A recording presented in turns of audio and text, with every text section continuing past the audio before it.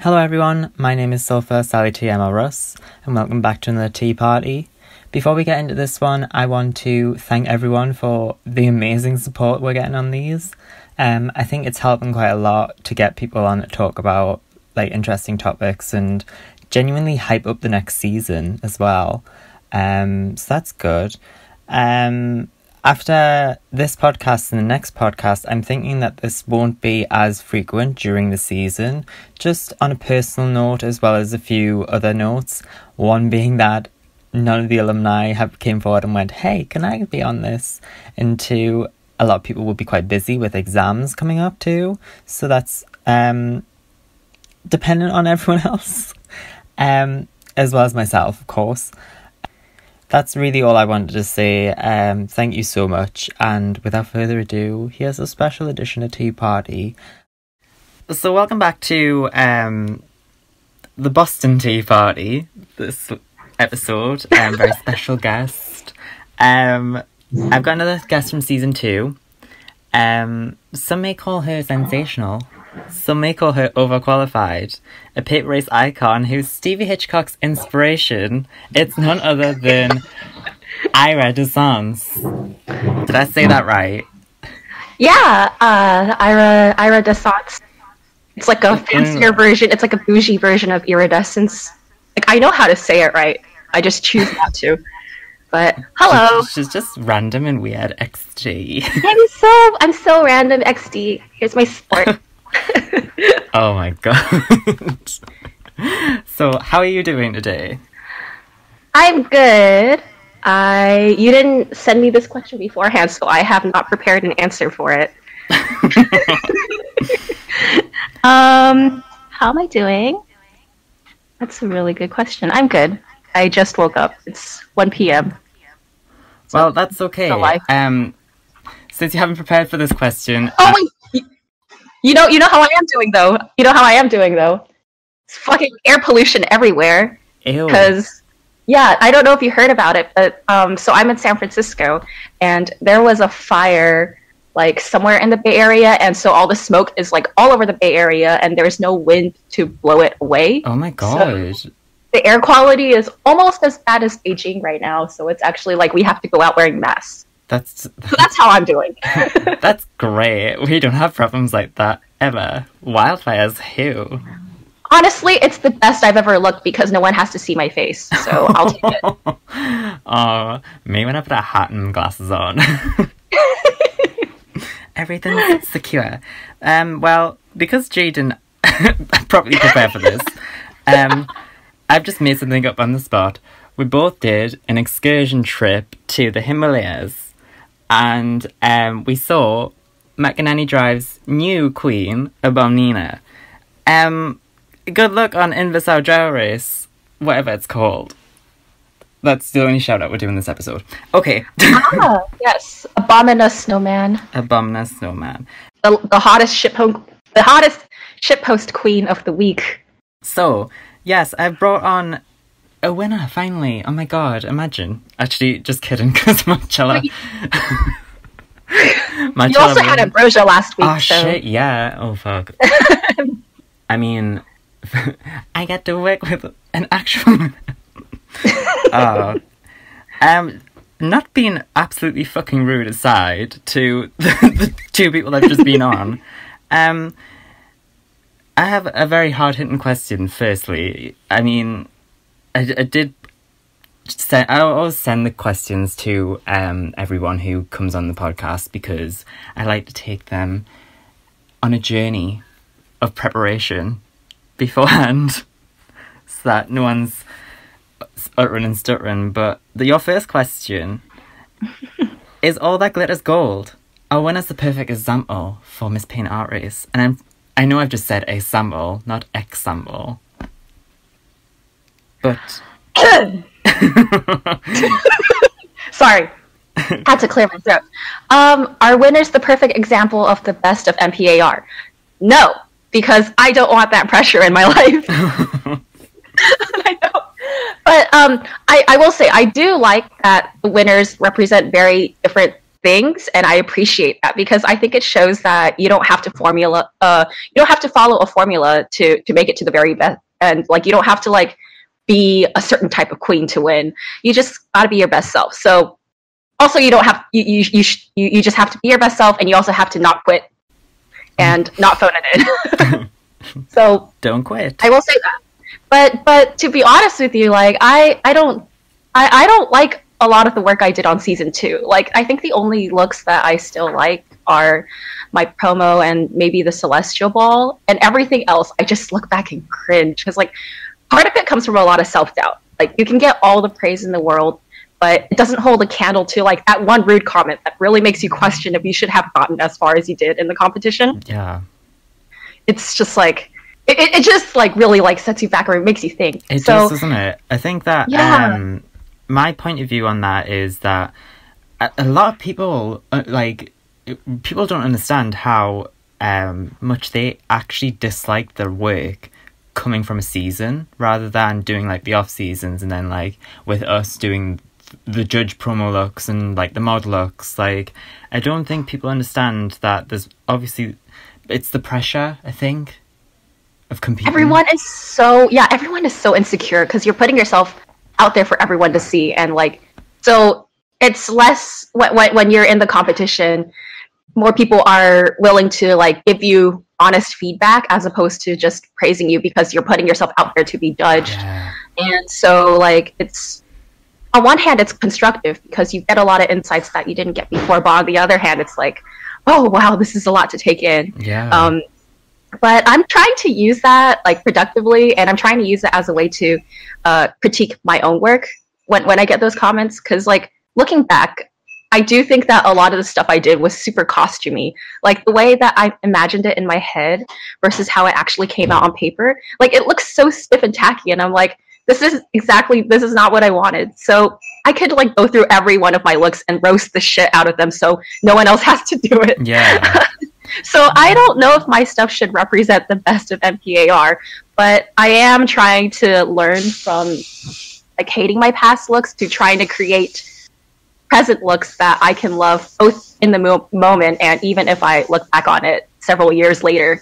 I think a big thing for me was having fashion influences, but being afraid to use them without it being seen like without it looking like plagiarism. So now I'm trying to figure out the balance of like showing my fashion influences while making it my own. Just trying to make my stuff look more fashion overall. So I guess I'm just trying to be like, I'm just trying to like always improve myself. And maybe that's a good attitude to have to represent MPAR. I feel like that's kind of makes us stand out from like other art competitions, is that we're very focused on like not only getting better as a fictional queen, but just like as an overall artist and designer. And I think it's really cool. Yeah, it's like very much so like character development in a sense of you understand that you won, what's next. I think that's what I got from winning TDR, the fact that having a crown didn't mean everything because there was other things to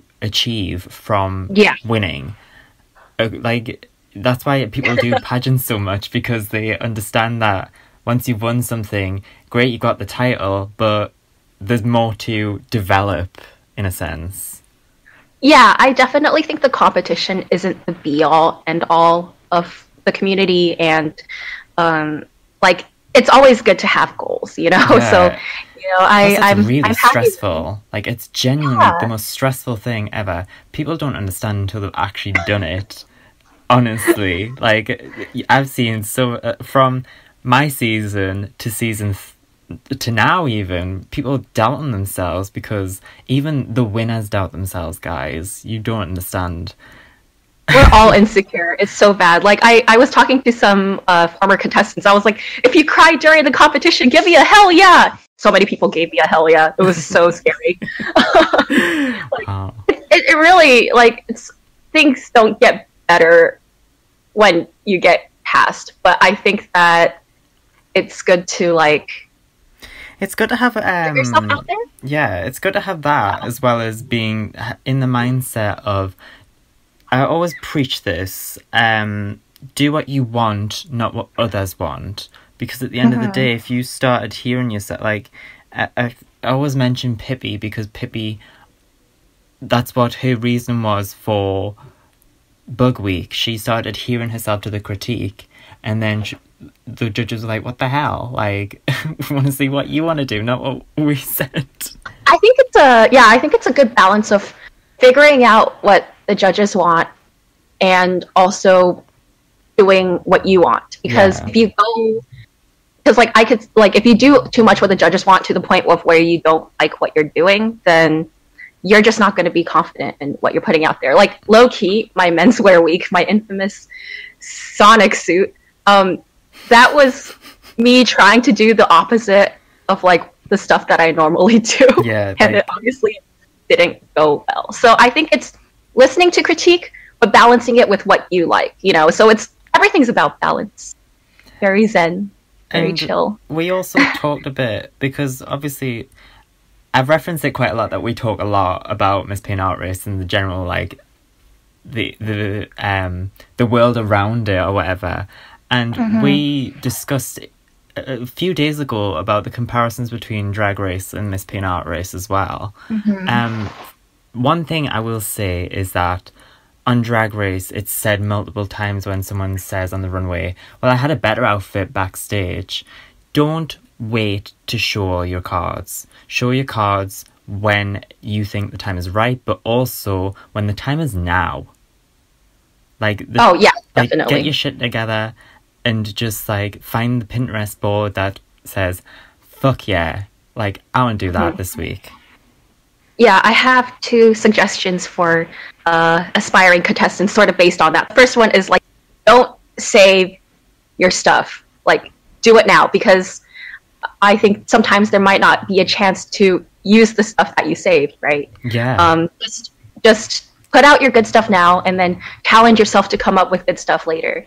I can think of so many people in other art races that I saw who did something similar, where they like put out a mediocre look and then they were like, "Oh, I have this like amazing look saved, but I wanted to save it for another challenge." I'm like, don't do that. Yeah. It's like, yeah, like just bring your best all the time, because everybody is going to be bringing their best, right?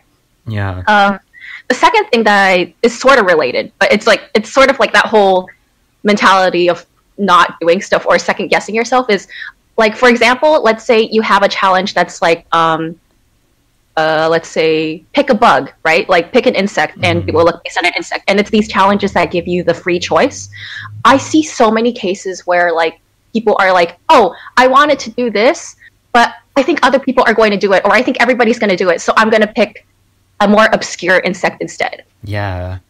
I have very rarely seen cases where there was actually accidental overlap like that. And like that's sort of what happened with like that infamous like Madonna runway on Drag Race, right? Everybody was expecting that Gautier corset or whatever, and everyone ended up doing the kimono because they expected no one else to be doing the kimono because they thought it was uncommon. So because of that, my big advice is go with your gut. If you really want to make sure no one else is doing it, feel free to do that. But a lot of times, like a lot of people, they don't go with their initial thought because they think someone else is going to do it, and most of the time nobody ends up doing it because nobody thinks the way you think. So honestly, truly. Another thing that I would say from Drag Race comparative to Miss Pain Art Race is, if I see a fucking kimono, I swear to God I'll be so annoyed. Do it like high fashion, but do it fucking good, because it's pissing me off if you do that. Well, this is how I feel about like cultural clothing in general. Like when people talk about cultural appropriation versus appreciation, and as a person of color, I've definitely thought a lot about it. I think that you want to offer a twist on the traditional costume. Yeah. You want it to appear as appreciation or influence as opposed to appropriation, right?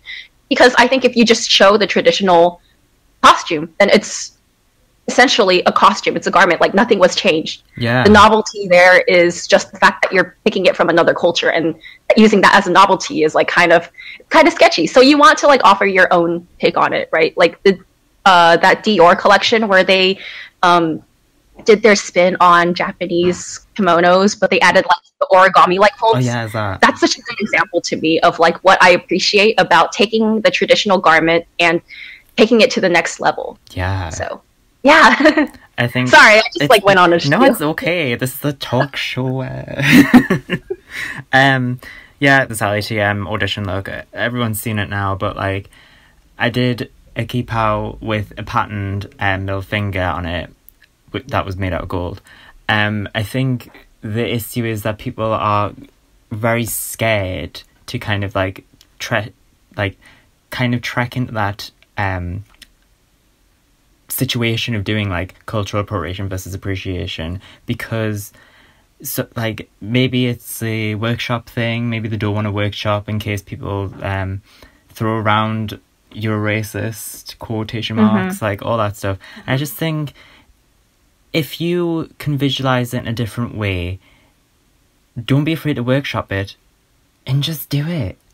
I was gonna say, like, maybe if you're really concerned about that, then try to create some fashionable designs that don't incorporate culture first. And if you can get that figured out, then you can start moving on to like influences from other cultures. Because then that way you play it safe, right? Like, Yeah. if you if you really want to like be sure that you're not offending anyone, like make sure your non-cultural or non-appropriating outfits are good to go. And then once you figure out how to approach those, then you can figure out how to approach other costumes as well, because or not costumes, but other cultures as well. Yeah. Because so just figure it out with regular clothes, or figure it out with standard fashion first, and then you can take it to the next level. That's to play it safe. But I think that it definitely depends on how you present it, because there's ways to be like, you could be like, I want to make sure this isn't appropriation. Can someone tell me if like this is like offensive? And if you like ask It's like that. baking a cake with Yeah. I always use this analogy. I used this analogy yesterday as well. Baking a cake for couture. For couture cake. What the fuck am I saying? If you underdo it, it's gonna look a bit half-baked. I hate myself. And if you overdo it, like, this isn't the permission to be like, make a burkini couture gown or whatever. Like, this is like, you guys have to understand that there is a way to reference cultural garments without reaching offense. But also you have to understand that you can take quite a uncultural silhouette and look at, for example, maybe how I did for, what week was it again? Monochrome week, when for Sally TM I looked at how to, like, this one gown that was kind of like a straitjacket, and use the satin stitching from a kimono. So like you've got the conventions there to find something that's quite uncultural, quote unquote, in a sense of silhouette, and then find elements of cultural things and put them into garments to not make means of offense, that kind of way. That's an interesting analogy. I actually, it's never thought of it that way, but Yeah. it makes a lot of sense. Do you think there's a lot of like looks that are culturally appropriative? Because honestly, like now that I think about it, I don't think I've noticed a lot of this recently. Persona doing blackface. Oh my god. Well, besides that, like I feel like overall we've been pretty good about that. Like I don't think anyone has really done like something where I was like, like I don't think I never thought of it. I don't think I really saw anything that was like appropriation. Like I've seen people do like kimonos and stuff, but it was never like it was never like, yeah. And I think so. I see it more as when people use kimonos or cheapals or something like that. It's more that they think that it's fashion, or they think that it's couture because it's not traditionally what you see in like Western wear. And that to me is like, oh well, that's just like, you can incorporate that into Western fashion. It's not like you shouldn't just like take it straight from the thing, right? Like see what you like about the kimono, see what you like about the cheapal, and understand the design elements that you appreciate and incorporate that. Like so, but I haven't really seen anyone do anything super bad. So good job, MPAR. Overall. Overall, yeah. I was like, ooh. Overall, as a whole, I think. I was about to be like, I'm gonna name names, but no, no Roblox oof death screech sounds yet. So moving on from that, how has the dynamic changed from judging Paper Race to competing on Miss Paint Art Race and then now judging it? Because that's kind of like it's you started Paper Race about 4 years ago, right? 2014, so yeah, 4 years ago, I think. Oh my god, that's a lot. Actually, no, it was 3 years ago. It was 2015. My bad. Oh, yeah. Fucking hell, 2 seasons a year. Yeah, Paper Race started in 2014, but I found it in 2015. Oh, yeah. So actually, the funny thing about how I found it is because of Lip Sync for Your Life, which we've both done. Yeah. So if you don't know, Lip Sync for Your Life is a sister subreddit. That's like a competition where you film yourself lip syncing to songs based on weekly themes. So, because you're like putting yourself out there as opposed to like a drawing, I feel like it's a very tight knit and close community because you're like putting yourself out there, like I said. So, oh my god, Jay, you're ruining a question. Sorry, but basically, so there's a Brazilian guy named Pierre. I love him so much. He is a ray of light, and he's always so. And he was on the same season with me, season 3 of Lip Sync for Your Life, and so he knew that I was drawing, and he was like, "Have you heard of Paper Race? It's this competition that is like RuPaul's Drag Race, but for people who can't do drag in real life, so they draw it instead. And I feel like you would really like this." And so he showed me the group on Facebook, and I just got sucked in because it was literally the type of stuff I was interested in at the time, like drag queens and designing outfits. Yeah. So I think that because and I think when I was there, it was still pretty early on, like they had just finished season 2. So I think I was just really lucky and I was in the right place at the right time. So I was there and I decided to put Ira out there. I didn't audition for season 3 because I just like had a thing against competitions at the time because I had just finished Lip Sync for Your Life season 3 and that like took the sales out of me. So I was like, I'm not going to do a competition. So I just put Ira out there and I was drawing fan art of a lot of the past contestants because I noticed that none of the people were really drawing fan art. And I think that got me noticed, and as well as the fact that I was like international and I was actually not from Brazil. And so they were really fascinated by me. Yeah. And so I hung out for season 3. And then for All Stars, they asked me to be a guest judge for the first episode because all the contestants were like competing. So they needed like people to guest judge with them. And so I became a guest judge, and they liked my critiques so much that they offered to let me be a judge for the whole season. Oh, wow. And that was super amazing. And then on top of that, there was, like, in the middle of the competition, there was, like, a ton of All-Stars drama that I could go on for hours about. But long story short, the competition was almost canceled halfway through because people were just, like, about to quit left and right. But I basically helped put the competition back together and at least just continue it to the end. And I think that helped me build up a lot of street cred, making sure that All Stars wasn't canceled. So I think because of that, I kind of became a big part in like organizing and judging future seasons as well. Yeah. So that's how Paper Race happened. And I think at this time, you showed me Artist Fantasy Season, which was the predecessor to MPAR. And I did follow season 3 for a while. Again, I didn't compete because I was still like a little scarred from competitions. But I followed it, and then AFS dissolved, and then MPAR happened, and season 1 happened, which you auditioned for, and I followed your thing on there. I didn't audition for season 1 again because like competitions like Lip Sync for Your Life, and not just that, but like other competitions I did in the past, like I knew it was going to be mentally taxing, and I didn't want to put myself through that. Yeah. But when I was following I was following season 1, and I don't know, I just saw how cool the community was, and it felt like it was everything that I wanted from Paper Race and AFS, but like smoothed out. And I thought that it just like hit a lot of my sweet spots, and I figured I could give season 2 a shot. So I auditioned, and I won't lie. Like, I was pretty confident about doing well in the competition, but the rest of the cast definitely scared me from the start. Because Yeah. everyone was like super talented, and obviously we know I had to struggle to get to the end of the competition.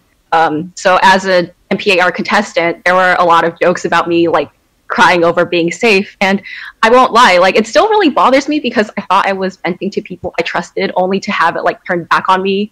But it did teach me like a really valuable lesson to keep my feelings to myself if I knew I was being irrational, because I should have used those feelings proactively and just focused on making my stuff better for next time. So I actually did that for the ball. I was like really frustrated for some reason with something someone had said. So I just muted the chat, didn't talk to anyone, and I just spent all my time on my looks. And winning the ball made it worth all the effort. So that's what I'm trying to do now, is take all my insecurities from season 2 and focus on making my current work way better. So, you know, competitions are always like a really humbling experience. Like I've learned a lot from MPAR, even if I didn't realize it at the time. Yeah. You know? I think it's interesting that you say how I think it's a very important note to have, to tell people that you have to understand if someone says something irrational or says something that kind of puts you off, to use that proactively, because I was talking to Sion, Sally Spellman, for those of you who don't know, about self-doubt, and what struck me with talking to Sion about this was how he said something like, you can't view other people's opinions and let that project onto your work. You've got to let your own work do the talking.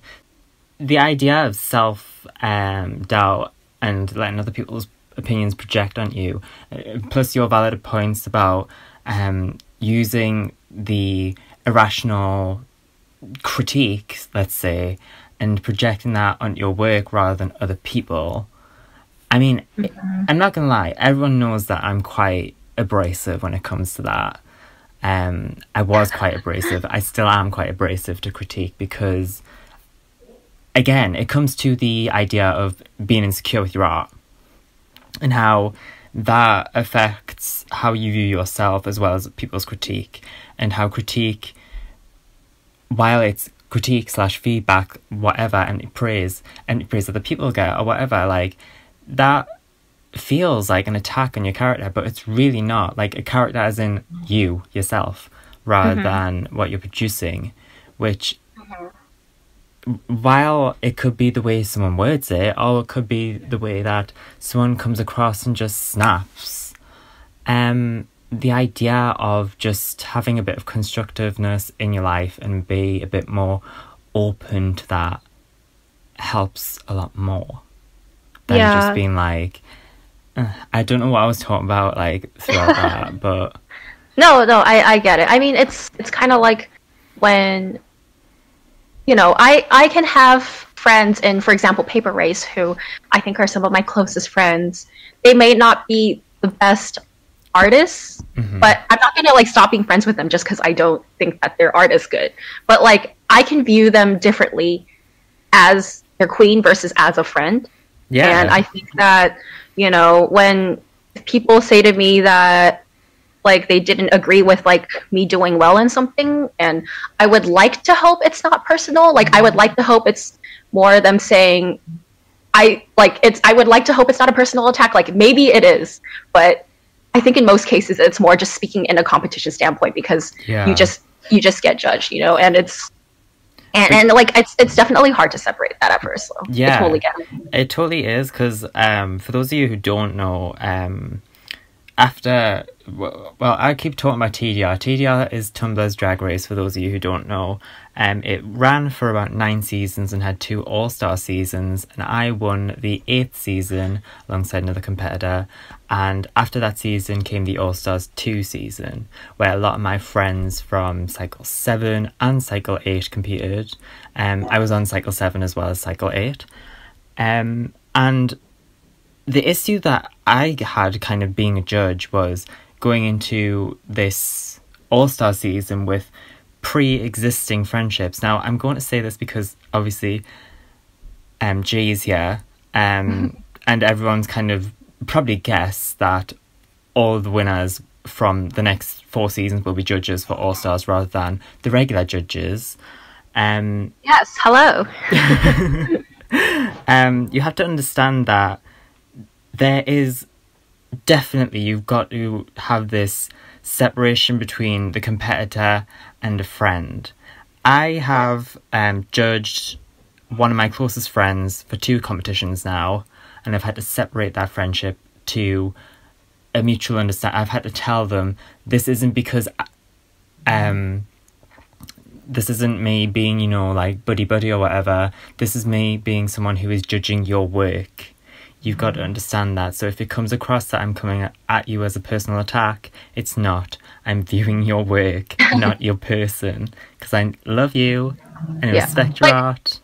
I'm gonna still try to be like constructive and not like rip people to shreds. But I think that if you really respect someone and if you really care about them as a friend, you would like help them get better. Yeah, you wouldn't like let your friend walk out in fucking ugly ass sweater, would you? You'd be like, no.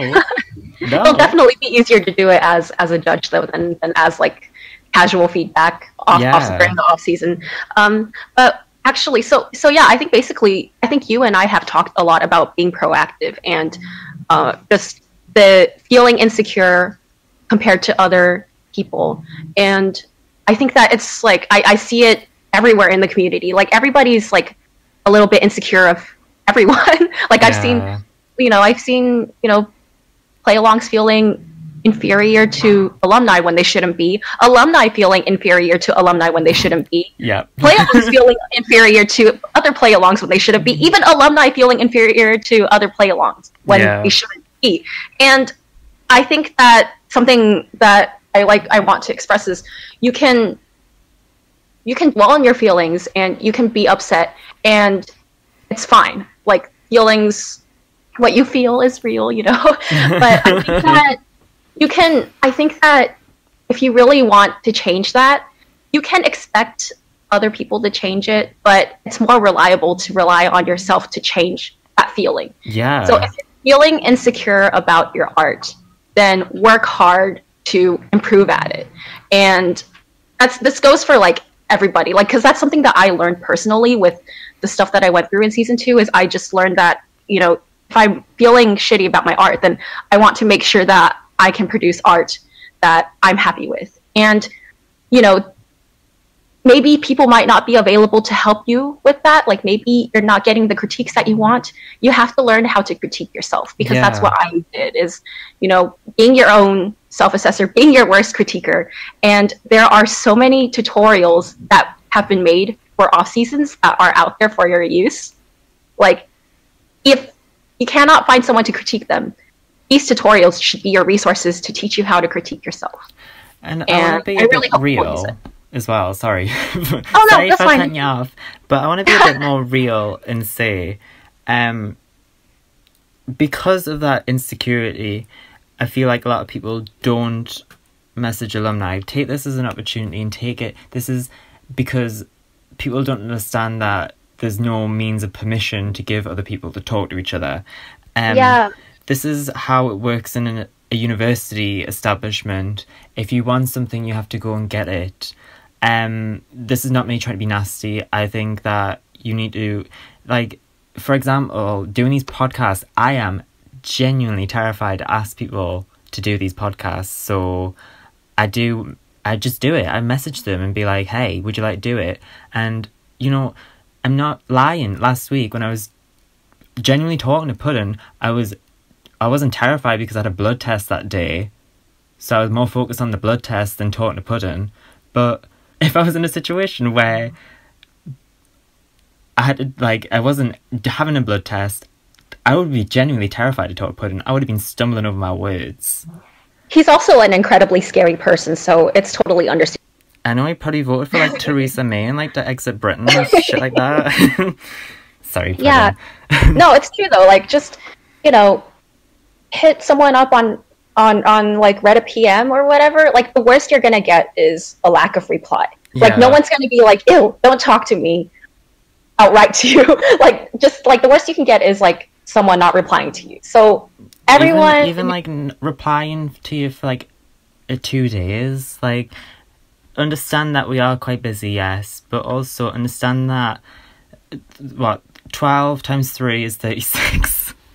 Yeah. There's 36 people on the subreddit that have been through this and genuinely I've seen people cry in PMs. I've heard people cry on voice chat. I've seen people at their worst points.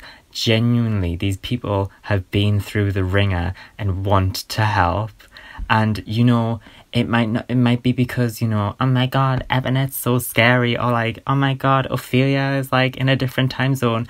Find someone who you are comfortable talking to, but also push yourself just a little bit. Like, what I've been doing this semester, and this is totally unrelated, but it is related in a sense.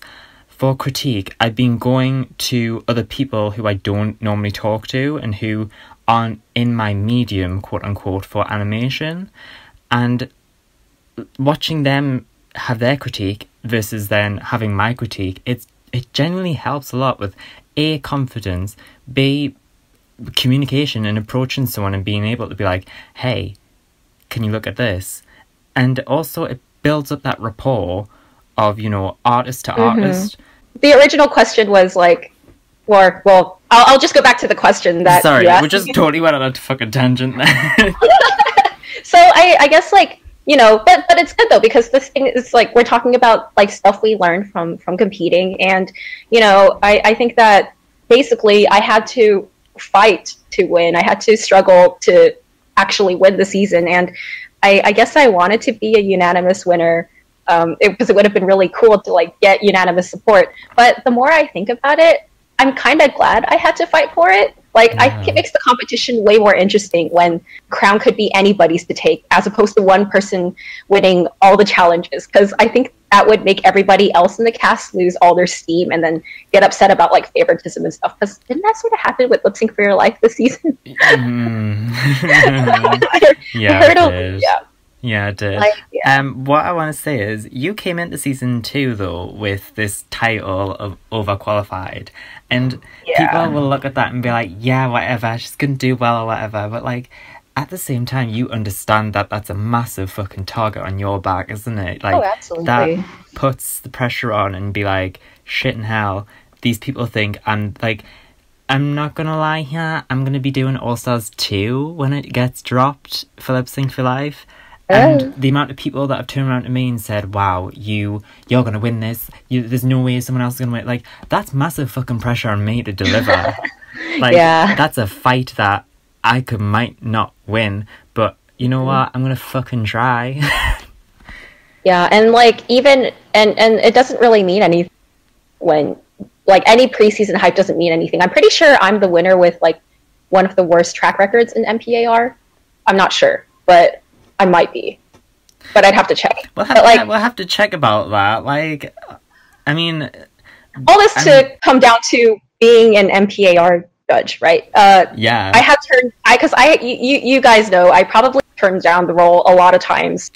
And a big reason for that, I did. I was like, I don't want to be a mod. I don't want to do this. And a big reason for that is that it's such a thankless task. Like, from Paper Race, like, my experiences, if you're trying, like, okay, when I was a judge for Paper Race, I had to write critiques and argue over decisions in a language that was not my first language or my second language. Yeah. We also did episodes live, which means like we would have like the thread there, and the judges would be there, the host would be there, and we'd call on the contestants and they would produce their look, like they would post their look right there and then. So that meant that our Sundays, the entire afternoon was booked for us just to like sit there at our laptops waiting for the contestants to share their looks and have like the live runway and judging. Also, we had to draw looks every week, and as you know, I did end up drawing a fictional version of RuPaul, Ruzy Q, for Paper Race, and so sometimes it would be 2 looks a week, and so it's so much work. And like, I enjoy doing it because I loved the community. But if you're trying to contribute to a community and you're expecting validation or rewards from it, you're doing it for the wrong reason, because Yeah. you may not get it. So if you don't get it, like, it's not, because it's not a job that you're being paid for. So you have to understand that if you're doing stuff like this, do it because you love the community and no other reason. Yeah, because, you want to see it grow.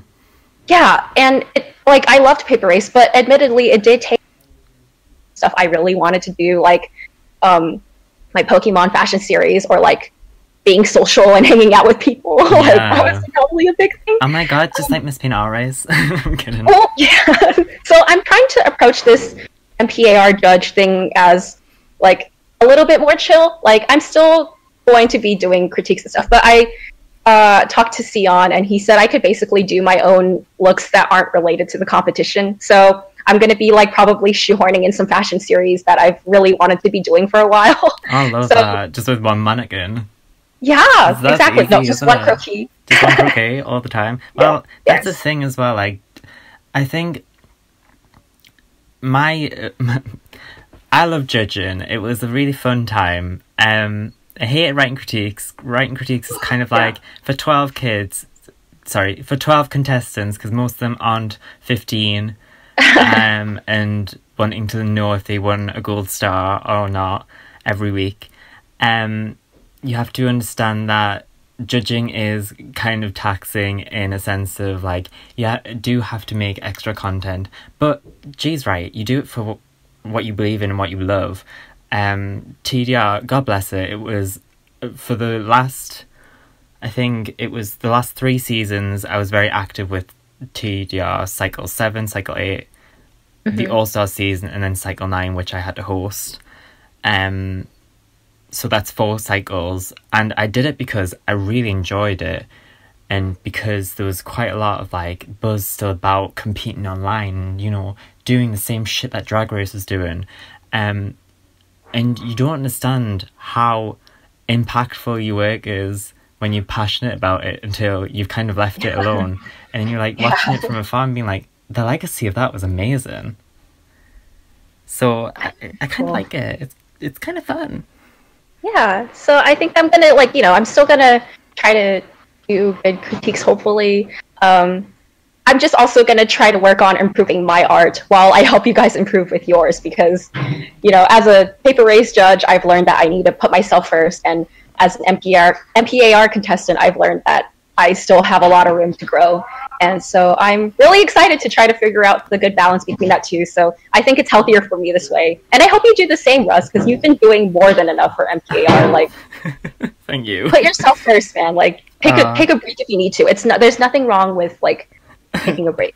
I'm gonna be like, where the fuck, Sophia God? Did she die? No, nah. She's in the Bahamas.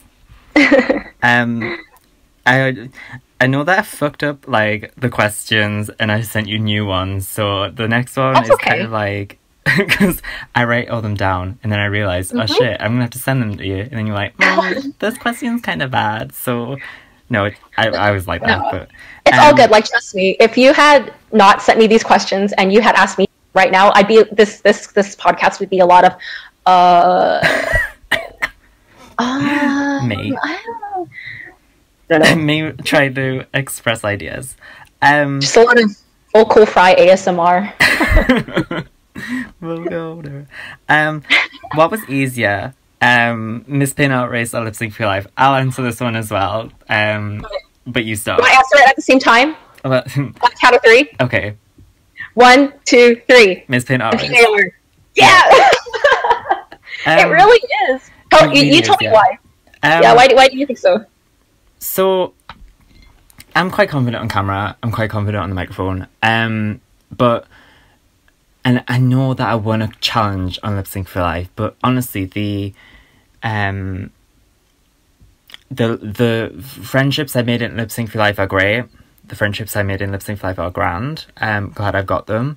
But Miss Pin Art Race kind of pushed me into a place that was a long-term passion of mine. I'm an animator. I wanted to be an animator for about 10 years.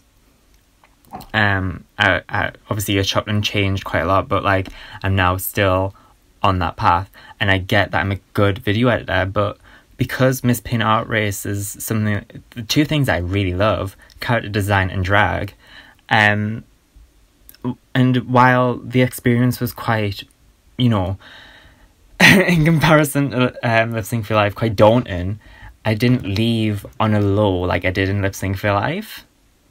The win that I got on Lip Sync for Your Life didn't feel validated. The high that I got on Miss Pin Art Race felt so fucking validated. Like, the fact that that thread had a lot of people being like, this is great, Sofa's actually on a fucking high this time. This was amazing. I can't believe she did that. One of the judges said something about it being a fucking... something stupid, and I was like, that's wrong. I do media, you don't. Shut up. But, like, it was good. It was, like, I felt more validated by Miss Pin Art Race than Lip Sync for Your Life. Granted, both kind of match in the sense of, like, quote unquote, very active fan favourite, end quote. It could be argued, but because I felt validated more on Miss Pin Art Race, and because I grew more with the long-term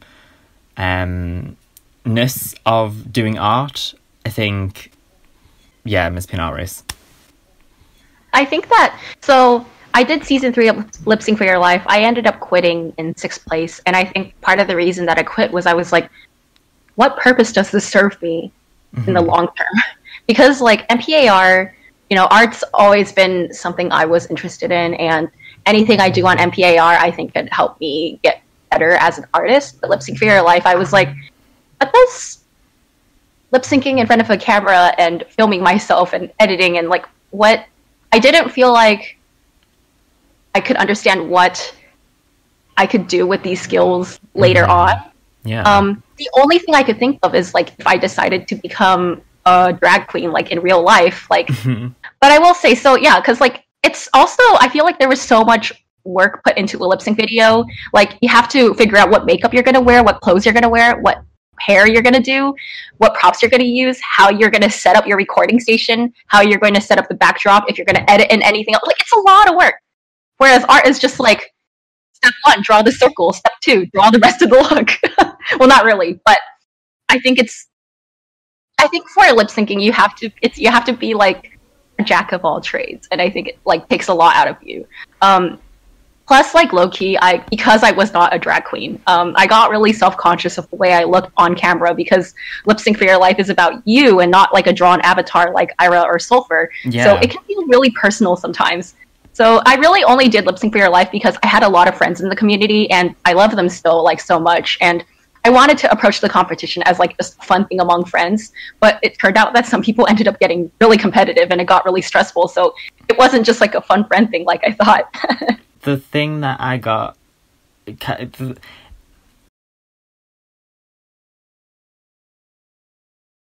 I love Lip Sync for Life, I really do. Like, I'm not trying to trash it or be like, oh, but because obviously I'm gonna fucking do All Stars 2 when it comes around to it.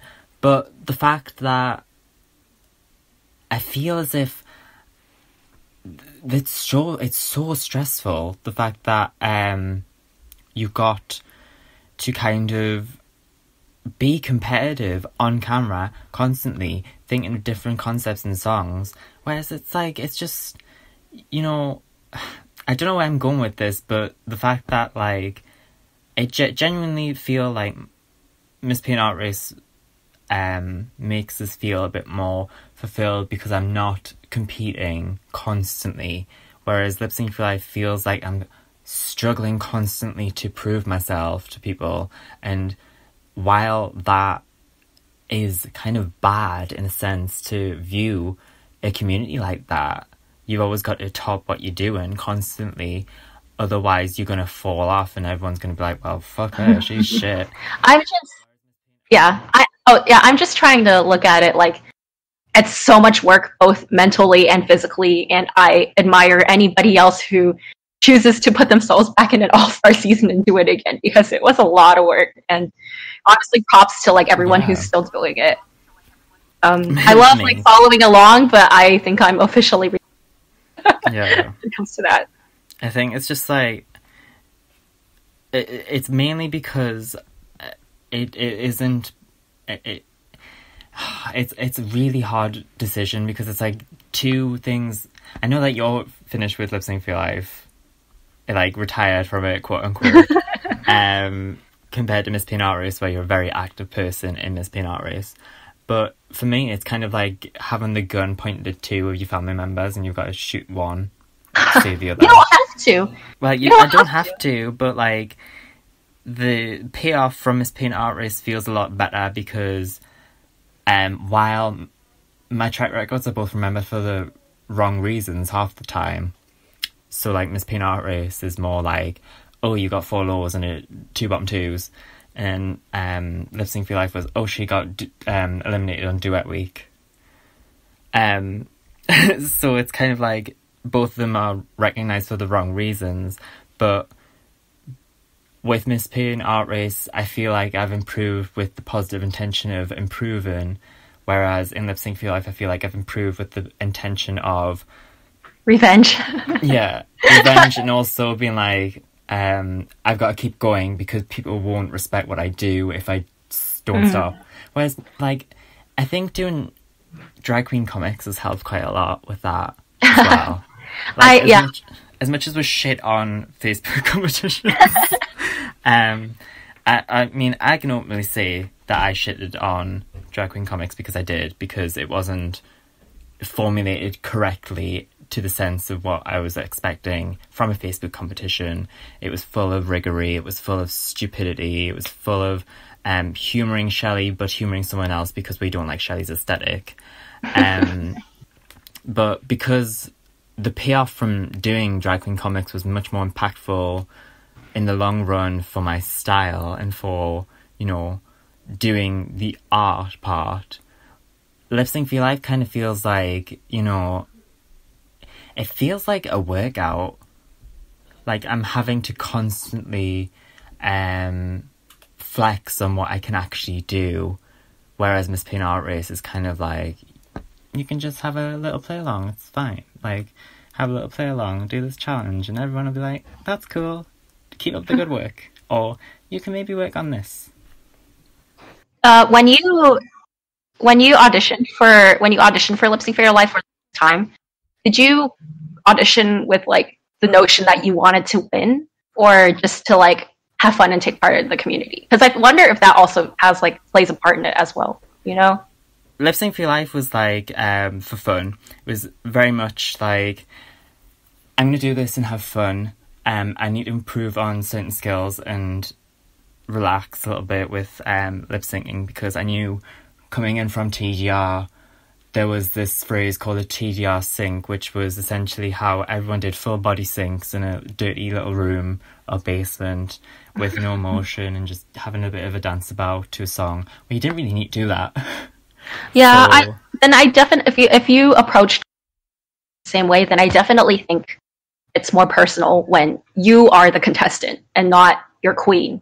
Like, yeah. I definitely feel like that definitely has a part in it. So I could see it getting really like close to you, So yeah. that's just a theory, a game theory. It's very plausible game theory, actually.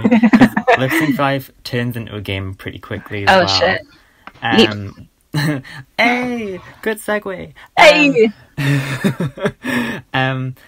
With that in mind, though, the idea of competing for fun, I got my first high, and then I got my first win, and then it was like, holy fuck, I could actually win this shit. Mm-hmm. And then I went into Duet Week, and then it was called Sally TM, Phoebe St. Jefferson. And then the car crash happened, and then I was like, okay, this was over before it started. I think that in both cases, both MPAR and Lip Sync for Your Life, you were eliminated at a point where people thought it was way too soon, or that you didn't deserve to get eliminated that week. Yeah. Maybe it's better to get eliminated and have people shout outrage than to be eliminated and like just fizzle out. Yeah, well, that happened. Okay, next challenge. No, yeah, I think it is, because like I felt quite validated, despite okay, Sins Week. I'm not going to talk about Lip Sync for Life anymore because it hurt more Lip Sync for Life than Miss Pin Artist, because I kind of gathered from season 2 standards that everyone with a win would stay until the end. So it was going to be me, Sally Spellman, or Fasana going home next. Oh, so shit. I was like, okay, whatever, this is going to happen. I felt great about the outfit that I did. Granted, the anatomy wasn't really good. Would you say you felt proud of it? I hate that. Oh my god. Yeah, obviously. And I was just I think it's the best way to go out, though, is to go out at a time where something proud, yeah, like something great that you've done. It was like, holy shit, this is amazing. And then like I just fucked about with the lip sync because I kind of knew at that point, like every single lip sync I was just going to phone in at that point. I was still going to do them, but I was just going to do them in a way that was like, eliminate me, save the other person. But apparently they were going to save me over malaria. I heard really? that. I honestly heard that, and I was like, interesting. No. I was like, what the fuck? But on top of that, that week was so great, and then the fan art and the validation from everyone being like, she was Rob, what the fuck? It helped quite a lot, and it kept us on board. Despite me being really upset with what happened on season 1, and whatever I put out on season 1 was just trash to shit, I come back to the community because I remember the positives and remember that, like, euphoric feeling of, you know, getting validated for magazine week. Meeting people who really enjoyed what I did.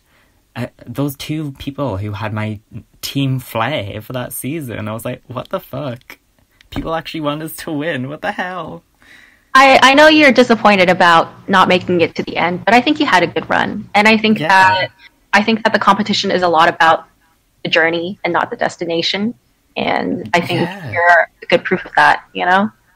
I think also people have to understand that journey doesn't end once the competition's over, too. Absolutely. It's just a station, that reunion, it's just a station for you to get off to the next journey, you know? Actually, this is a good segue. I wanted to talk about some audition tips, but... Yeah. I mean, I don't know my questions anymore because that was the last one that I really wrote down. Oh, really? Okay. That was valid.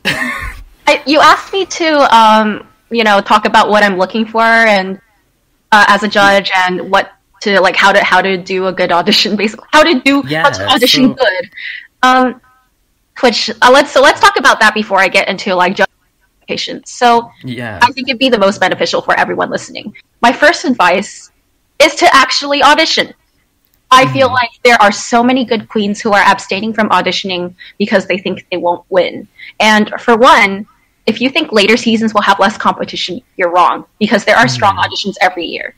The other thing is that I actually prefer seasons where the overall cast is strong as opposed to one person or 2 people being way stronger than the others. Because, like I said, it's about the journey, not the destination. So for me, I don't want a good season 4 winner. I want a good season 4, and the winner will come out of it eventually. Does that make sense? Yeah. Like I want a good season. Like I want a good run. Because if you're waiting to just see a good winner, then what's the point of going through all these 10 weeks, right? Yeah. So, and okay, maybe there are people who are not auditioning. They're not aiming to win. They just don't want to audition because they're not sure they can even be cast. And I understand that. And I guess the best thing I could say is that you miss 100% of the shots you don't take. Michael Scott. Just kidding. It's not him, but you know. Michael Jordan. So another tip I have is not to overthink your audition too much. The audition is not like the weekly challenges, because in the weekly challenges, we're looking for winners every week, which means that naturally you would strive for the best. But for the auditions, we're not looking for the top winning audition. We're looking for a solid cast, right? So the audition should be the best representation of your queen style, because we just want to know who your queen is. The way that I approached my audition, oh my god, I remember memeing about this. I just said my goal with my audition was just to get fan art of Ira. It sounds super shallow, and it's totally shallow. But hear me out, because there's deeper meanings to it, right? So first, I noticed that when people draw fan art of the MPAR girls in general, or the contestants, sorry, when they draw contestant fan art, it would usually be of their promo. So that means that you want your promo to represent your queen well, right? Yeah. Secondly, I intentionally made my audition simple so that people wouldn't be too intimidated to draw it. But the deeper meaning there is that I think that minimalism made it more memorable, right? That doesn't mean that simple is always a good thing, right? Like, not everything simple is a good look. So for me personally, I tried to balance it out with like a striking silhouette with the crown and the boa. So with the texture as well. Yes, so that was like my way of like trying to too simple, right? Just to like add a little bit of that classic detail that I'm infamous for. So I would suggest you guys try to use that mentality, is to look at your audition and realize that people will be drawing fan art of this look more than any other look you will do. And ask yourself, is this what you want to represent your queen? If your audition look is too complicated, people might not draw it. And in a way, that kind of implies that the audition look might not be as memorable as it could be. But on the other hand, if your audition look is too plain, then people won't remember it enough to draw it. So think about that. Like, make it memorable. Make it easy to remember. Make it like last on people's minds. Lastly, and this is like a very important point to me because it not only applies to auditions, but the whole competition.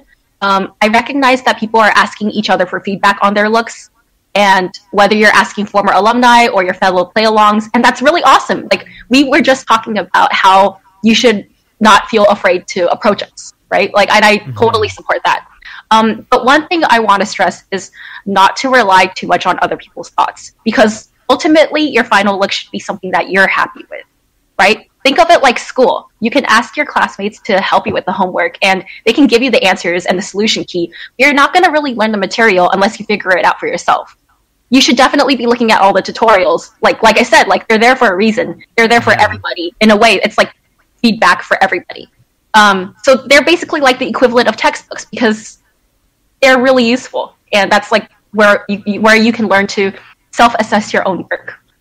And that doesn't mean that you can't ask your friends, aka the classmates here. It doesn't mean you can't ask them for help, but you should ask them to explain how they got their answers, aka how or why they're giving you this feedback, so that you can learn what to do in the future.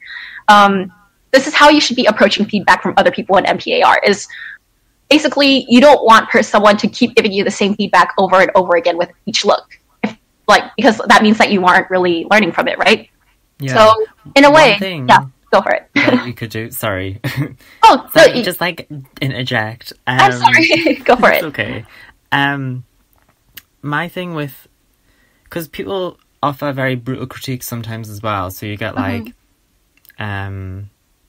just out of the mouth. Let's say, for example, you find someone else's textures quite simple. You go, it's kind of boring, isn't it?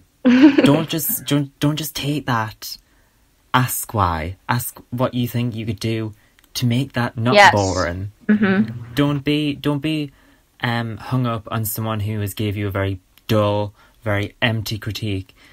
Press them for it, because sometimes they'll tell you what you could do in their opinion, or they'll just be like, never mind, because they're too intimidated to tell you, because it was just very empty, very bleak critique that is just irrational. And then what you can do is what we said before, use that irrational critique to better yourself. Be like, well, fuck you, I'll do it better next time. Absolutely. Giving critique is just as much of a skill as taking, and so feel free to make it a back and forth conversation, and just again is just like, make sure you ask this stuff, and as the person receiving the critique, you can learn from it, right? You can learn a lot from the feedback that they're giving you, just to make your art better for future looks. So don't just ask for the answer key, because if you don't understand the reasoning behind the feedback you're getting, you won't have learned anything from it.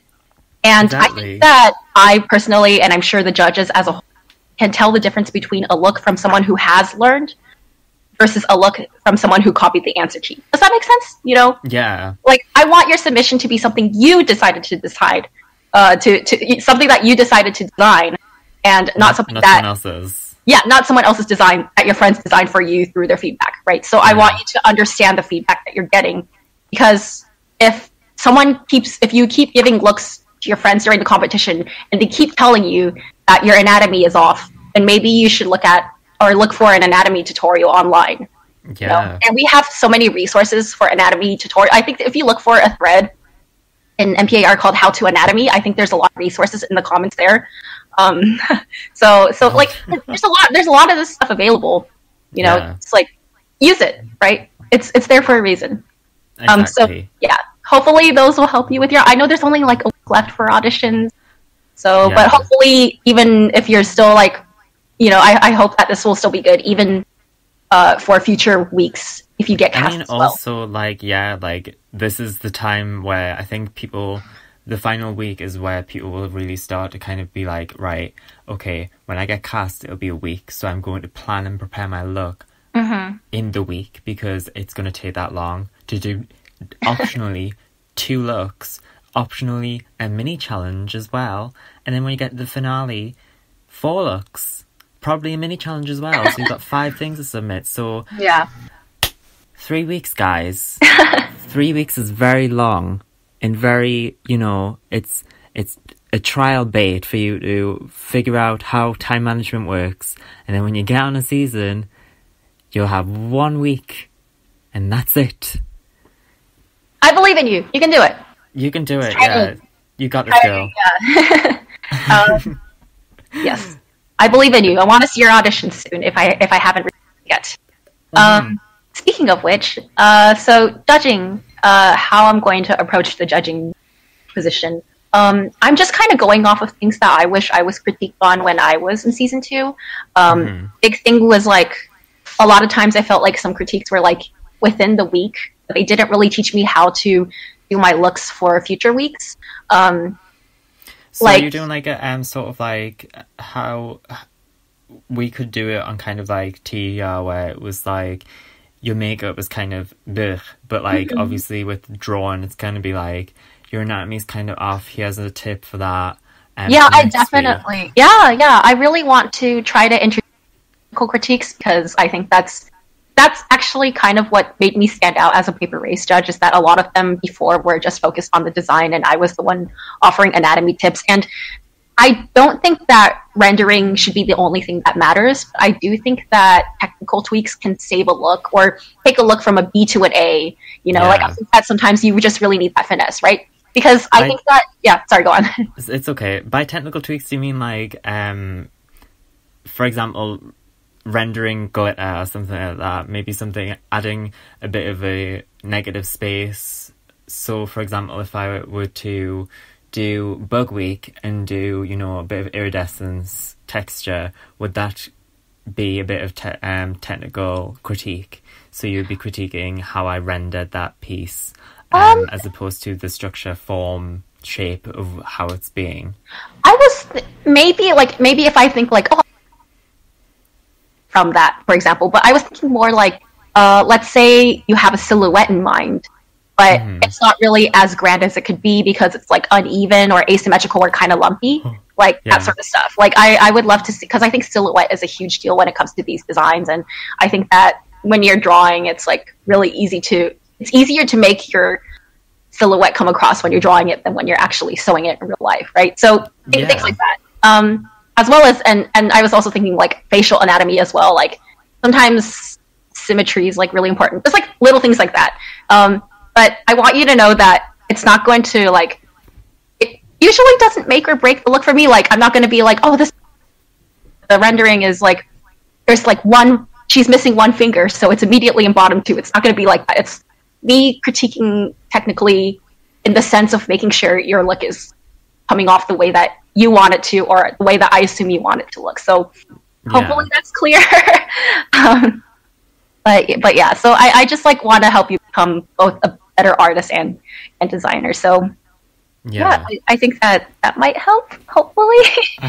Definitely. Yeah, and I don't want to make people into like a different queen. Like I just want to give you the advice that best suits your style. And I think that I think all the judges are going to try to do that. So I'm really excited. I think it's going to be a lot of work, but I think it's going to be totally worth it. Yeah. My probably thoughts are, I'm not a judge, obviously, but I've done judging before. From feedback, giving people this audition period, well, I'll say that again, I've spaced out way badly there. Giving people feedback from their auditions this season, I've noticed that I've kind of critiqued in a way that is kind of like for them, rather than being like, you know, fix this is how I've done it, do that.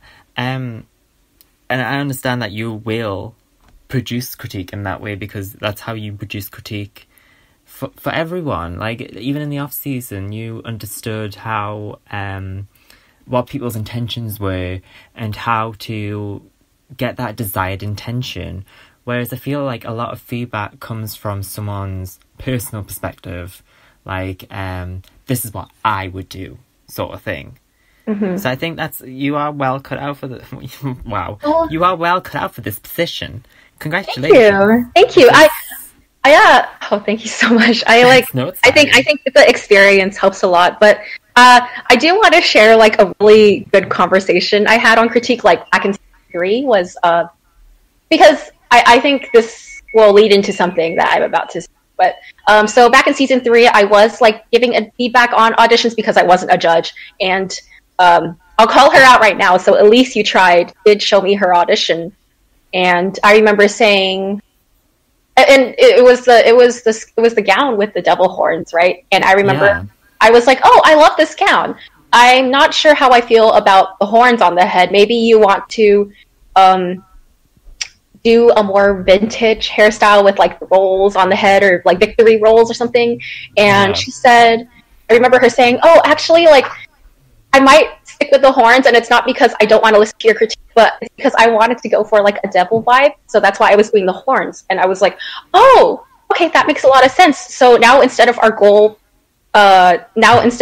being to like up your vintage look, it's trying to make the devil part more apparent. So we suggested like a cigarette holder that was like a pitchfork, or like different, like we were just like talking, and we started brainstorming things that were like more devil-like to make that concept come across. And I think that to me is a really healthy example of rejecting critique. Yeah, it's rejecting critique, but explaining your intentions so we can go through it and reevaluate the critique, you know? So it's not a bad, like, I would rather you shut down critique, or not shut down, but I would rather you be like, I'm not sure about doing this because, as opposed to you just saying, thank you, I'll do it, and then you don't, right? Yeah. Because that's not constructive. So I just, like, not to call out Elise, but that was like a really good example that stood out with me. And that's like, again, it's like about intention, and something that I try to remember, and it's something that I want to like incorporate in season 4. So thank you, Elise. I don't know if I did any more questions. We have a fan question from Acid. Oh, we do. Yes, the traditional versus digital debate. Oh my god. Your favorite. What are your thoughts? Right. So I remember this question quite vividly, because I don't really like talking about this, to be honest. Why don't you like talking about it? I mean, cognitive dissonance. Oh, I see. I'm not editing that out. My thing with this, I'm adept at traditional. I'm not that good, but I can draw in traditional. Comparatively to my digital work, I fucking love it, because it's just like, I have a lot of respect for people who do traditional, but digital art is cheating. Everyone, it's true. It helps a lot. But, well, I'll talk about this in a very respective way. With digital art, you don't have to buy materials. Well, you do. You have to buy software licenses. Yeah. More than the fucking materials that you can get for traditional. But obviously, if you want quality work, you have to put in the quality material. So, with that being said, again, it's quite good comparatively for cost effectiveness. Because you've got to buy a tablet and the software materials for digital. You've got to buy premium sketch paper, printed inkjet paper, then Copic markers or something like that for like traditional. It's a wild conversation, but I do prefer digital because it allows me to easily pick a colour, any given time, throw it down, zoom in, get good detail, all that stuff. Mm-hmm. How about you, G? Well, I think the thing with the resources is a huge deal, right? Like, it's kind of like the solar panel versus electric and gas bill debate, right? Like, solar panels are very expensive, but it's a one-time purchase. So theoretically, you wouldn't have to pay for the rest of your life after you make the big jump. That's a good comparison, right? Actually. And so digital's kind of the same way. You buy the software and, well, theoretically you should be good for life, but now Photoshop does the subscription thing, so now my argument is like null and void. But like traditional is kind of like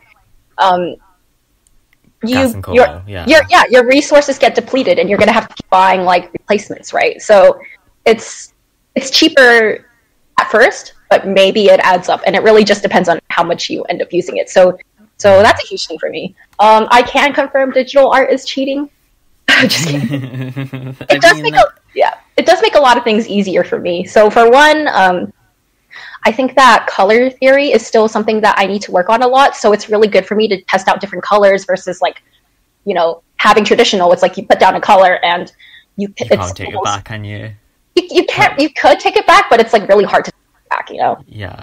The second thing is that with my perspective. So the way I draw is so unhealthy for you. Do not copy me. It is. I spent the entire season 2. Actually, no, not just season 2. Like every day, I draw by lying on my bed, like stomach down, and it's just like the paper is just like right in front of me, and I just like getting close to it, and it's also comfortable on the bed versus having to like hunch down on the desk, and like so on one hand it's bad for my back, on the other hand it is like it's good because like the problem with doing that, like lying down and like having paper in front of you, is that your perspective is fucked, right? So you're not seeing the paper from a bird's eye view. So a lot of times when I scan my work, I notice that my head is actually smaller than my feet because of that. So I have to use Photoshop and like fix it. But usually I try to fix it, but I still notice it like sucks. So being able to do it digitally means I can look at it from a bird's eye view. Yeah. I still lie down on the bed. Like at least I can look at it from bird's eye view, and I can see I can fix any anatomy from the proper perspective. Like you know that my red carpet look for the movie challenge was inspired by my bed, right? Because I was just staring at it. The headboard. Yeah, the headboard. I was just Russian headboard. I kind of clocked that. I was like, I've seen them in IKEA. What the fuck? It's my tufted headboard. Yeah. So, but the other thing about that is like, speaking of like fixing anatomy and things, is that I really like it for sketching poses several times without having to erase it and ruin the paper, And I think it's really good because, like, remember how earlier I said sometimes stuff looks good and like it looks good in my head, but it doesn't really come out that way when I draw it. So being able to do it digitally means that it's easier for me to fix it until I get it the way that I see it in my head. Mm-hmm.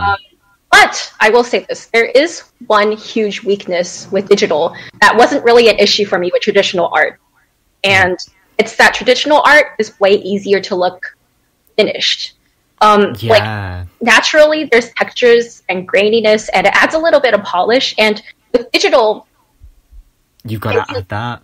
It looks really airbrushed or clip arty, and you have to add in texture to make it look like finished, because otherwise if you just leave it as is, like if I draw something and I just flat it in Photoshop versus if I flat it using markers, it looks so different. I could literally post marker art, just flats, no shading, and it would look done. But it doesn't really work like that with digital, because again, like you have to make sure that you don't blend colors too much in digital, because otherwise it will look really it will look really airbrushy. So there is such a thing as blending too much, and it's actually better to not blend things fully so you can get a cool painterly look. And I think looking at your art and Sion's art and Memory's art helped me a lot with understanding like the right amount of blending and stuff. So it's something I'm still trying to explore myself, but it's definitely a struggle that I have with digital that I never worried about this in traditional. Like I never worried about my stuff looking airbrushed or clip arty because it just naturally had the texture that made it look finished. Yeah. You know what I'm talking about? Like I do. just, I definitely do. Like the texture on most traditional pieces come through because of the tooth of the piece of paper that you use. So I had this critique with I'm gonna leave their name out. Someone who was a traditional artist who used a very like toothy kind of like piece of paper for their art. And I was like, why don't you use printer inkjet paper? Because the printer inkjet paper is designed to have it does still have tooth, but it has a very minimal amount of tooth because it has to pick up inkjet ink. So that inkjet looks so smooth and soft on when it's printed out. Which again comes back to the digital thing of having no texture. It's made to have no texture, but because when you use all these mark making things on the paper, it has that beautiful texture that traditional artists can easily do. And also, traditional artists don't get enough sort of like respect, I think, for doing traditional because of what you said. It's so easy to do a pose, work 5 hours on something like on digital and it will look good or whatever. Whereas digital artists have to take so much time and effort and precision to produce these things that are like so fucking beautiful that just like you can whip it out easy on digital art. One thing on my side of the weaknesses would be digital art, you can get the colour crispness really well, whereas some traditional artists don't understand. Like, I feel like it's like what is it? I had a really good analogy for it, but like it's a very offensive analogy. I think I said it was like. Did you say Christmas, like the holiday? Yes, they did. No, like crisp. Oh, crispness. Yeah. Everyone, you know, it's Christmas. That's what it is. A Wonderland. Woo! No, I was incredibly confused for a second. Just sitting in San Francisco, being like, "What the fuck?" I was like, "Oh, this is just my accent. That's probably what." But like the analogy was something like a vegan seeing like cheese that is like it's vegan cheese, but on the back side of the label it says it has milk. It's like traditional art is not using digital because it's digital. So like scanning in your stuff into like a Photoshop document and then editing it, adding levels, curves, brightness and saturation to get the same level of crispness that digital artists can achieve. It's an extra step. It is an extra step, yeah, but like people avoid it because, you know, they want to be vegan. They want to be, you know, they want to be true to their name and stuff like that. It's like, guys, come on. Like, if you've got the materials, use them. There's a lot of materials that you can use that will help brightness and saturation, curves, levels. There's a lot of materials that are free out there that you can get. I guess I guess I sort of see it like it's like, but the way I see it is a little bit different. It's that I think that in this day and age when a lot of stuff is about not just showing your art in person, but showing it online, I think that with traditional artists, digital editing has to be a pretty big factor in your, or even if it's not digital editing, it's how you present your line, because there's so many Instagram thing where they take the picture of the art with like the markers surrounding it and the other materials that you used, and like that's fine too, but like that's a good way of doing it. Like I absolutely am okay with that, but I think that you either do that or that also like you have to consider getting a good camera and getting good lighting to make sure the colors are true to life. And with scanning, then you also like, I think that editing is really important to make sure that it comes across that way that you see it in person, right? Like you can just leave it as is, but it really is worth that like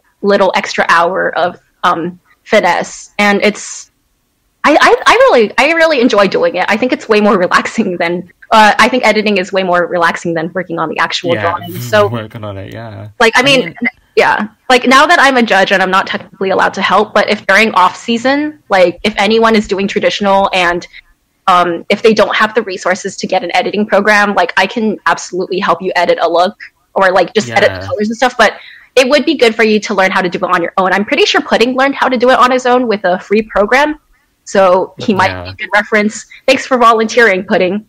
This is what you get for calling me old. So yeah, sorry, what were you saying? I was gonna say, this argument, it makes us roll my eyes a little bit because I feel like sometimes everyone kind of just like, if your preferred medium is digital, you have to be digital. If you are traditional, you have to be traditional. I hate to break it to a lot of people, but I do stop motion animation, which requires a lot of traditional work. So I understand the amount of editing that has to go into a product that is, you know, we use a program called Dragon Frame. Natural light, genuinely natural light, is yellow, and the big issue that I see with a lot of traditional pieces from Miss Paint Art Race is that no one uses a colour correction to counteract the yellow tones in their painting. So a piece of white paper will look yellow, so what do you do to counteract that? You use a blue tone colour correction to make it more tungsten white. That's what it's called on Dragon Frame for the kids. Yeah, I should like update my traditional editing tutorial because honestly, I don't. Yeah, I mean, I sent that to quite a lot of people, so. I think a better example for me, because like that one, I already had the look like put together. But I think another thing that like I think it might be good to approach that with during Girl Groups Week in season 2. Yeah. I actually helped Gretel. I actually helped to edit Gretel's look to like remove the background and stuff, and because you know she was having problems. She was doing traditional at the time because like her computer fucking died. So I was actually really happy with how my like background removal and stuff came out of it, especially with her look, because like for one there was a lot of detail, and for another the look was predominantly white, but the paper itself was also white, so I had to do a lot of like manipulation to make sure I didn't like accidentally remove any part of her dress. So I wish I still had saved that, because like I think that would be a really good like be a more advanced tutorial, but it could help with a lot of like similar problems for people who might not have scanners, you know, because she just took a photo and we were able to get it to look pretty decent. Like even if we didn't do well that week, I'm still pretty happy with like I managed to get background removed. I really want to do a ton of tutorials next off season. Like I want to do an anatomy. I love that I want to do like a lot of these stuff. She's a judge now, and she's doing like 5 different. She's taken over my job of doing everything. Well, okay, it's one thing to talk about it. It's another thing to actually do it. Like here's me talking. I mean, I'm actually gonna do it. Yeah. Oh, one thing I will talk about that I kind of want to just put it out. I know it's probably spoilers, but like, next off season, I want to bring back Fashion Week, and I think that it would be. I just wanted to let everyone know because I'm thinking about making it a regular off-season thing. Yeah, like I think so too. Because I was thinking that twice a year is kind of like fashion, to how it's like you have spring, summer, and your autumn, winter. And I think it was a really fun event that everybody could be involved in, and I remember really having fun with it, even though it was a lot of work. It was a lot of work, but like genuinely, yeah. I've just It was, sorry, go on. No, it's okay. I would just, always be autumn winter, because all I do is fucking street style. I would be like... So, I mean, like, if it's... I have no passion in a street style way, I will be totally fine with that. But basically, I want to, like, start running that event because I came up with it back in Paper Race, so I was like, it's my baby. I want to like bring it back to. I want to bring it. What about Jujubee? Well, so what I'm thinking is that, and I'm more than open to feedback from other people as well. So, and I know this is like super far ahead, but I'm just like really excited about it. So what I'm thinking is that, so everybody can model. I think we're going to limit the designer collections to contestants. It's more of like a reward for like you went through the stress of competition, so you get to make other people draw your designs instead. Welcome That's to kind of the way. So what I'm thinking is that anybody who did Fashion Week last season, or last off season, technically, you're not allowed to do it again, but you will help me. Will become part of like the committee to decide who designing collections, and what I want to do is start picking like I want to pick decide collections based on applications. So I will like have this application for contestants, former contestants to fill out, and you would just talk about your the collection that you want to do, your themes, and I would like to see thumbnails of looks just to see like the vibe of your fashion collection. And I think that will take all the collection ideas that we get, and I think that the 7 of us that did Fashion Week last time, we will collectively decide the 7 or how many queens will end up becoming designers, and then we'll take it from there. And another big thing is that I wanted to say that you can submit applications for as many collections as you want, as long as you example thumbnails or looks for it. So we'll figure it out when we actually get there. But I just like, if you're an alumnus and you have like a thing to think about right now, then like maybe if you want to start thinking about it, go for it. And if you're a play along who, was missing Fashion Week, then it's coming back. So we'd love to see you model for, if you get on the cast, and if you get on season 4 cast and you have that, that's awesome. If not, then, I think that the modeling for Fashion Week would be a good way to get yourself out there for season 5 or whatever upcoming seasons there are. So anyway, I think it's a good event that will involve everybody, and I'm really excited about it. I'm still working on planning it, but obviously we have plenty of time until that happens. But just wanted to put it on your radar, just so you know that it's not completely gone forever. So that's, well, since you've announced that, I'm going to announce my thing that I'm thinking of. Okay. Let's talk about this. This is good. I enjoyed this. I love this. It's going to be like 2 hours of us just talk, and it's fun. I love it. It's spoiler. This is spoiler podcast. I love it. So I don't know if anyone knows, but I'm not going to disclose information. There's going to be another event.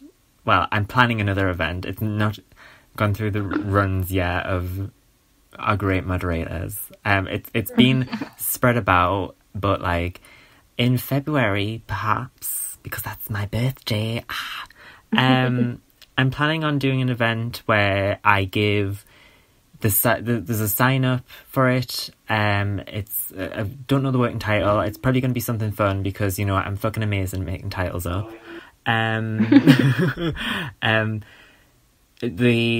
You'll sign up for it, and you'll be given a reference to an outfit. It might be really fucking ugly. It might not be. But it's an outfit, it's an accessory, it's a heel, it's a wig, and it's also a colour scheme and a vibe. So you can use... those are your inspirations. You create an outfit for it. And by the end of the event, I'll have a few people... I don't know who it'll be... I'll ask about, but also it's quite hard to ask for alumni to do things because they don't answer. But I'll get a panel together and they'll decide who wins, and that person will receive a temporary gold whatever, and also an animation of the look done by me. So I think it'll be just something fun because I feel like this community's gave a lot back. I think, words are fun. The community... English is hard. It really is, especially when you come from the place. So, I mean, I give a lot to this community, and I don't expect a lot back. So, I think it would be fun to just do an event celebrating my birthday, and then whoever does the best outfit gets a reward for it, because I'm that bitch. Yeah. I think it's cool that we're gonna have a lot of. I just love the community participation. Honestly, to have people invested in ideas, like Elisa's Halloween bash. That was amazing. So good. I love that. It was so great. Smart. To have so many people work on that, as well as help Elise kind of construct this amazing event as well. And speaking of events, don't forget to sign up for Secret Santa. Yeah, bitch. That's that event that's going on right now. That closes very soon too. I wish I could sign up, but I did. I'm going to be assigning the things, so I shouldn't participate to make sure that I'm like completely because if I participate, it wouldn't be fair. So I'll be the one assigning the things to each other. I think it'll be really fun. You get free fan art out of it. All you have to do is make fan art for someone else. You should definitely sign up if you haven't already. I think it'll be super fun. Yeah. Even if you are auditioning for season 4, like I'm pretty sure you can churn out a fan art like and so it doesn't have to be like during this just season, has to be a sketch, maybe just something nice, just a stick figure, and then you just write the person's and you're like, that's your queen. Nah, don't do that. Oh my god, imagine. So yes. I think that's everything that we're going to just to discuss about. It's quite a lot that we've talked about as well, which is great. I think my last final words would be, guys, I've known G for 3 years.